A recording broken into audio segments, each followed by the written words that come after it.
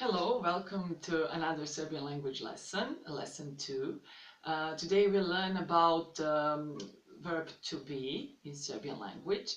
So at the beginning I will just explain that if you want to use equivalent to English verb to be in present tense, you use irregular verb jesam. Jesam.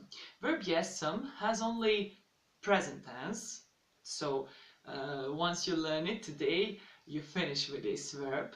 And also I will just say that a regular verb to be can be expressed in all regular forms, and we'll talk about that in some future lessons, of course. But today let's learn how to express sentences with verb to be in present, which is verb jesam. Okay, let's start. I am, ja sam. You are, ti si. He is, on je. She is, ona je. It is, ono je. That was singular. Plural.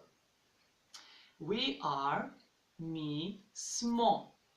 You are, vi ste. They, masculine, are, oni su. They are feminine, one su, and they are neutral gender, ona su. So as you can see, in third plural and third singular form, you have the same form in all three genders, which is easy. So it will sound like this. Sam, si, je, singular and plural, smo, ste, su. Sam, si, je, smo, ste, su. This is very useful because you can introduce yourself, for example, using this verb.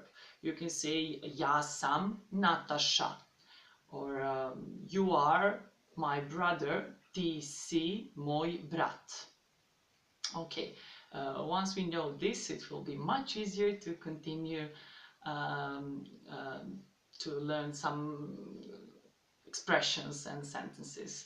Thanks for watching and see you soon. Bye!